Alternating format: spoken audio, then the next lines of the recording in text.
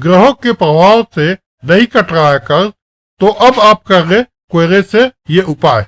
नमस्कार, मैं दिव्य ज्योतिष टॉक से आचार्य विवेक जी बोल रहा हूँ। हम आपको बताने जा रहे हैं कि इस धरती पर जो भी रोग आए हैं वह किसी न किसी प्रकार के कर्ज से दबे रहते हैं। तो कर्ज भी कई प्रकार के होते हैं। जैसे ज्योतिष में बताया गया है कि सिर्फ कर्ज धन ही कर्ज नहीं होता, धन के अलावा भी कर्ज के प्रकार है। जब जातक के द्वारा संतान की उत्पत्ति नहीं होती है तब वह कर्ज पितृ ऋण के नाम से जाना जाता है, और संतान जब उत्पत्ति होती है तो वह पितृ ऋण से मुक्त हो जाता है। उसी प्रकार मातृ ऋण होता है। मातृ ऋण तो आज तक किसी ने न चुकाया, यहाँ तक कि भगवान श्री राम भी इससे मुक्त नहीं हुए।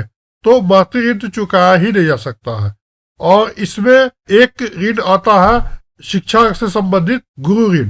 तो गुरु के द्वारा दिए गए शिक्षा को लेकर अगर आप समाज में किसी भी व्यक्ति या किसी भी बच्चों या छात्रों के बीच में बांटते हैं तो आप इस ऋण से मुक्त हो जाते हैं। और वही आजकल धन के अभाव के कारण लोग कर्ज में डूबे जा रहे हैं और भौतिक सुख संपदा के लिए वह कई तरह से ऋण ले लेते हैं। तो जब वह ऋण लेते हैं तो क्या होता है कि जो ऋण होता है वो मंगल ग्रह से संबंधित रखता है।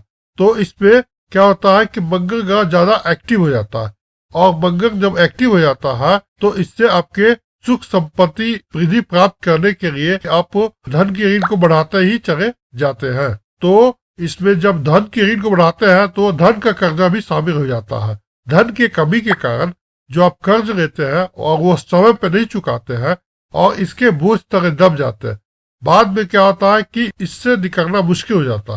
तो ज्योतिष में इसी धन के ऋण का उपाय बताया गया है कि यह मंगल से संबंधित है। जो धन से संबंधित कर्ज है उससे आप कैसे मुक्ति पाए।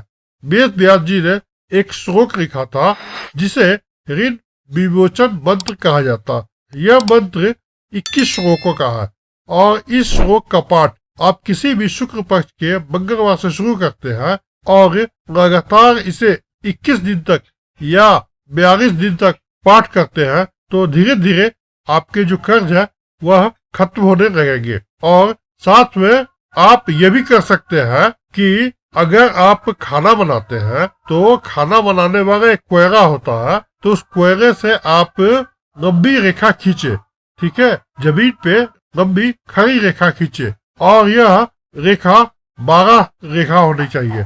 और फिर इस खड़ी रेखा को पाठ को अगर खत्म करते हैं तो पाठ को खत्म करने के बाद अपने बाएं पैर के एड़ी से इस रेखा को मिटा दे, और ऐसा आप 21 दिन तक करें। अगर आप 21 दिन तक करोगे तो आपकी ऋण से मुक्ति होने लगेगी और आप ऋण से मुक्त हो जाओगे और सुख समृद्धि आप पे आ जाएगी। तो अब मैं आशा करता हूँ कि आपको ये वीडियो काफी पसंद आया होगा।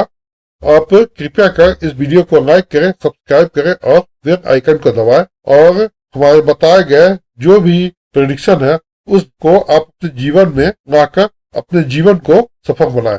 धन्यवाद।